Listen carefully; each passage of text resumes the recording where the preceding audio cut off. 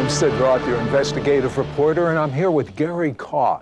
Gary was a specialist on Middle East and European nations with the state of Indiana. He visited more than 20 countries. He spent 10,000 hours researching what the Bible predicts will happen in the future.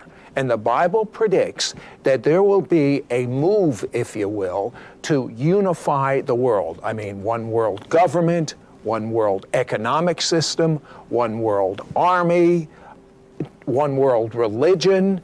And I know that this sounds, kind of weird and conspiracy, but there are some amazing things that you're going to find out, that the predictions written thousands of years ago in the Bible about the last days and the system of the government of the last days is happening before our very eyes. Gary, when you were just in the sixth grade, just a young child, you made a vow. Tell me about that. Yes, I did. I remember sitting in my classroom in Kettering, Ohio, and our teacher that year was teaching us history for the first time and was telling us about what happened during World War II. And also, because of my parents, they came from Europe, and my father fled from both the Nazis and the communists and lost everything he had. And I was right at that age where all of this was sinking in. And I remember sitting in my classroom, praying silently to God, Lord, if anything like this were to ever happen here in the United States, I promise to you I will do everything I can to take a stand and to make a difference regardless of the cost. And years later, of course, working for the government as the Europe and Middle East trade specialist, I traveled a lot overseas, worked with our foreign embassies very closely for usually several days at a time in the area of international trade. And from some of these people began hearing talk about this move toward a global government through an empowered United Nations that someday would become a type of world government. At least that's how many of these people saw it. And I asked a lot of seemingly naive questions. I wanted to find out where they were coming from and where all of this was going. And one thing led to another. And then finally I felt, Lord, are you taking me up on that promise I made back in sixth grade? Am I supposed to do something with this information? And if so, where do I begin? And the doors began opening up within a few weeks, literally, as I was asked to... You found out something about the monies yes. of the world. Explain that. Well, in February of 1984, I was invited to tour a company in Indianapolis, my hometown, that was to receive the contract from the U.S. Treasury Department to build the new printing presses that would be printing the new U.S. currency. And they already had a prototype machine built at that time. And so I asked the gentleman there a lot of questions regarding this new currency, what it was to look like, the purpose behind it. And to make a long story short, I discovered that new currencies were coming out all around the world. They had very similar features. It would make the tracking of the currencies possible and eventually result in a single global currency system. So this was just the next step before we have a completely unified system. But as I said, this was back in 1984. And in the mid-1990s is when the new currency actually began coming out in the United States. So this was in the making for many years before. Well, you began to see the machinery to set up this one world currency before it was public knowledge. Correct. And not just the currency, but the whole move toward global government from a political standpoint, and also seeing a lot of the beginnings, at least, the seeds of this attempt to bring all the world's religions together into a type of unification or even one world religion. Now, some might say it would be a wonderful thing to unify all of the religions. Let's face it, most wars have occurred for religious reasons. Yes, on the surface it sounds good, but when you look at the people that are at the forefront of promoting this agenda, generally speaking, many of them are very anti-Semitic, anti-Christian, and involved in the occult. That's the part that we are not really being told publicly. So a good face is being put on this for public consumption, but when you begin to research it and look who is pushing this agenda and specifically how they want to accomplish it, it would bring in a very dark era. There is a very strong political agenda at work, and that it is to a large degree being spiritually motivated. Again, that's the part that doesn't seem to come through the mass media. What do you mean by spiritually motivated? Well, at the recent UN Millennium Forum that a friend attended, and we'll be talking to him shortly here, many of the organizations that were represented there represent religious groups. For example, the Baha'i International Community, a lot of... they're doing a lot of work in Israel. I Yes. mean, I couldn't believe it. They built a beautiful temple. They bought the road going directly to the water because they believe their Messiah is going to come out of the sea and walk up that road. Yeah. So they bought it from the town in Israel. Yes, the Baha'is are involved in this. There were a number of Roman Catholic organizations that were directly participating in the United Nations Millennium Forum. In fact, the registration process was overseen by Franciscans International. Also at that meeting was Lucis Trust. Now here's something very interesting, and we can document this, and I've done so in my book.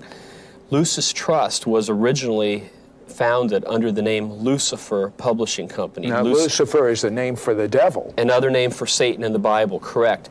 It was founded under that name, and then 2 years later, its name was changed to Lucis Trust. This was back in the 1920s, and this organization still exists today. And at this UN event, they were passing out copies of a prayer called the Great Invocation.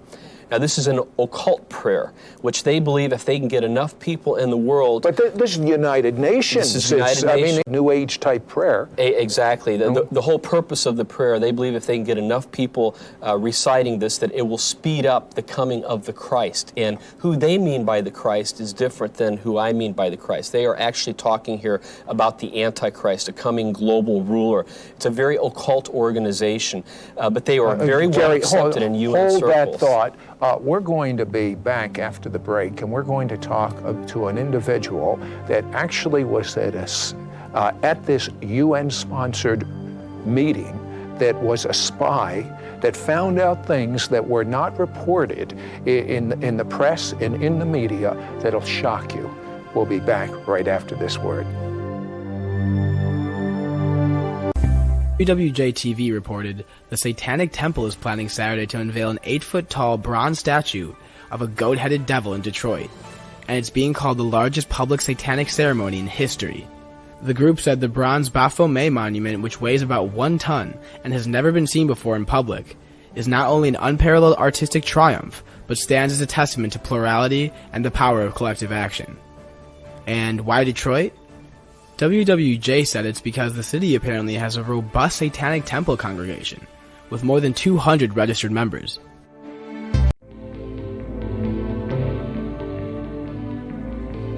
Hello, I'm Sid Roth, your investigative reporter, and I'm finding the most fascinating things out. I have Gary Kaw here, and Gary has explained to me there have been 5 recent United Nations meetings. Very little coverage worldwide about the true agenda of these meetings. And we're going to be talking to an individual that was a spy at one of the most significant of these meetings that found out exactly what the agenda was. His name will be changed. His voice will be distorted. Gary, why is his name going to be changed? Why is his voice going to be distorted? Well, so that those people who were at the meeting who are pushing this agenda will not realize who this person is, because he would like to be able to continue to attend meetings like this to be able to gather this information. And I thank God that he's been able to share this with us so that we can get this information out to people. But why do we have to get this information out? Why do you have to get it out? Why isn't it in the press? Well, that's a good question, and I would simply say that most of the people in the major press and media support this agenda and even belong to organizations that are directly tied into the United Nations or are supportive of it. So it would not make sense for them to want to expose something negative regarding the United Nations when they are actually part of that flow. Who was at this particular meeting? What people groups?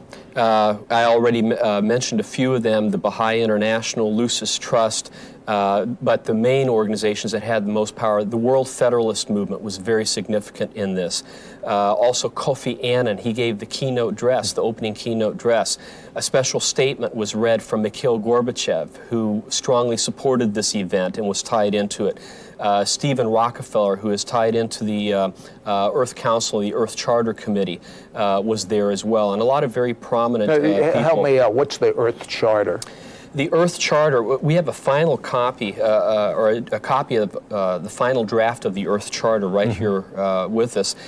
This is something that Mikhail Gorbachev has been traveling around the world promoting, and he would like to see this become the main global governing document of the United Nations under a one world government. He would like to see the United Nations empowered to the point where it becomes a type of world government and where the Earth Charter is their main governing doctrine, so to speak. Now this is big stuff. We're talking about one group of people controlling the world. This is big. This is definitely something worthy of being covered by all the major networks, and yet we have not been told about any of it. We have Jamie, and his voice is disguised electronically. There was a spy at this recent United Nations meeting. Jamie, kind of bottom line, tell me what you observed with your own eyes and your own ears at this meeting. Well, thank you very much for allowing me to come on. What I observed was probably one of the most significant things were the discussions, closed-door meeting discussions on creating independent United Nations funding through world taxation. That was very Excuse me. I mean, here in the United States, we have enough taxes. Are you saying there's going to be a tax on the world by the United Nations? That's one of the proposals that has been circulated. The idea is to tax international currency transactions. There are trillions of dollars going between borders, and to put a tax on that. With that money, they'd be able to fund things such as the United Nations-controlled military force, which was also discussed, and the concept of setting up a world parliament, so to speak, that would work alongside the United Nations and to give it more teeth. Oh, you talk about a United Nations military. Would this replace the militaries of the various countries of the world? At this point, it wouldn't. Understand, we already do have a form of UN military empowerment. A couple of years ago, this is something that has not made the news. The United Nations set up what is, in essence, a global SWAT force. The acronym for it is called SHIRBRIG, SHIRBRIG. It stands for Standing Forces High Readiness Brigade, which is a 5,000-man unit right now located in Denmark, and is under the command and control of the United Nations. And this is something that is on the record. I mean, you can actually get this information if you pursue it through UN channels. In your opinion, is this the forerunner or actually it of this one world government and one world religion and one world army and one world economic system? The whole idea of a one world system, a new world civilization, has been in the mindsets of men for 100 years and more. What we're seeing right now, and this is my personal belief, is that these events that are taking place specifically in the year 2000 are watershed moments in time, in the sense that we will look back 3, 5, 8 years down the road, and we will be able to look at this time period and say the year 2000 was a pivotal moment. When I began speaking out on this, it cost me my job. I worked for the government, and they issued me an ultimatum to stop talking about it or else lose my job. And as Jamie has shared at his meetings, and other people have said the same thing to me, that in these circles, they see Christians as being the main obstacle to this global government, because they will not merge together with all of the world's religions into a type of unified one world religious system, because Christians believe that Jesus Christ is the only way because of what he did on the cross. And because Bible-believing Christians insist on that very fact, they are viewed as being a fly in the ointment. They have to be dealt with somehow. Hold that thought, because we're going to find out something that I personally had difficulty believing until I saw it with my own eyes about this one world religion that is evolving. We'll be right back after this word. WWJ-TV reported the Satanic Temple is planning Saturday to unveil an 8-foot-tall bronze statue of a goat-headed devil in Detroit, and it's being called the largest public satanic ceremony in history. The group said the bronze Baphomet monument, which weighs about 1 ton and has never been seen before in public, is not only an unparalleled artistic triumph, but stands as a testament to plurality and the power of collective action. And why Detroit? WWJ said it's because the city apparently has a robust Satanic Temple congregation, with more than 200 registered members. Hello, Sid Roth, your investigative reporter, and I'm here with Gary Kaw. And Gary is about ready to explain something I've seen with my eyes, I have great difficulty with, but it seems as though what is predicted in the Bible is happening before our very eyes. The reason I have difficulty with this is I never, my wildest imagination, thought I would see what I saw, but you'll find out about this in a moment. Now Gary, you had a quote from Mikhail Gorbachev in reference to the Pope. I wonder if you'd read that. Yes, and what I want to share briefly is that in our research and in attending some of these meetings, there are many key players involved in this, but what came as a shock to us was that the two most prominent figures had been Mikhail Gorbachev and Pope John Paul II. And I realized that would come as a surprise to some people. And he has also stated that Pope John Paul II is the world's highest moral authority. So now let me go back to the quote from Mikhail Gorbachev. He says, "The sense of mutual affection and understanding which resulted from our meeting is to be found in each of our letters. I cannot help but say that we share a desire to move forward and complete what we began together. When I was with him, I realized that the Pope had also played a role in what we came to call the new political thinking. What I have always held in high esteem about the Pope's thinking and ideas is their spiritual content, their striving to foster the development of a new world civilization. And finally, it can be said that everything which took place in Eastern Europe in recent years would have been impossible without the Pope's efforts and the enormous role, including the political role, which he played in the world arena." And there are more statements like that from Gorbachev. Okay, so those two are tied together. They're tied together, and he sees the Pope as being his closest ally in building the new world civilization, is what I'm trying to share here. This is Mikhail Gorbachev. What is called the Earth Charter, which is like a constitution for a one world government and one world economic system and one world army and one world political system. But what was intriguing to me is the video footage and the statements you found that the current Pope stated. Going back to 1986, he called for the first public interfaith meeting in Assisi, Italy in 1986, and we have some video footage from that meeting, which is quite amazing. Over 200 religious leaders from around the world were there, including the Dalai Lama, the symbolic leader of Buddhism. And this Pope has actively been pursuing the unification of all the world's religions around Rome. These people are traveling to Rome for these meetings. There have been a number of meetings like this now. And so you put this together with what Gorbachev is doing on the political front through the United Nations, and you have a partnership, a type of coming together of the countries of the world through the UN and the religions of the world through the Vatican, and there is an alliance that has been forged there. And this has simply not been shared through the mass media. Well, the current Pope has made all kinds of statements regarding the power of the Vatican and how some people may be uncomfortable with this, that there is an agenda there. And I can't recite these entire quotes, but I have them documented in my book, The New World Religion. This Pope has made statements regarding interfaithism. He is quoted on this video as making the statement that the Holy Spirit lives in all people, whether they are Christian or not. Now that runs contrary to what came out from the Vatican recently, where it was stated basically that Catholicism is the only way to truth. So apparently, they believe one thing privately, but are saying another thing publicly to woo the world's religions. In other words, they're basically saying all roads lead to Rome. You're right, yes. But on the video, he meets with Buddhist leaders and actually bows before a Buddhist figure. He also goes through Hindu occult rituals. So you rituals. saw this on a... This is on the video. A picture is worth 1,000 words, as they say.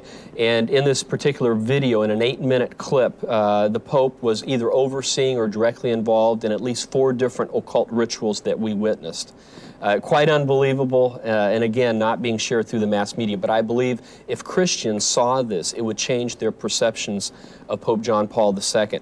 He has taken a very strong stand against abortion, and that's great. But in a lot of other areas, he is taking a stand for things that run contrary to what most Christians would believe. The thing that's so exciting to me, Gary, and the thing that is so exciting is Bible prophecy says all the religions will merge together. There'll be a world spiritual leader. All the nations will merge together. If we have the technology, it's all happening right now. So the important thing is not what's going to happen to the world. It's happening. The important thing is what's going to happen to you.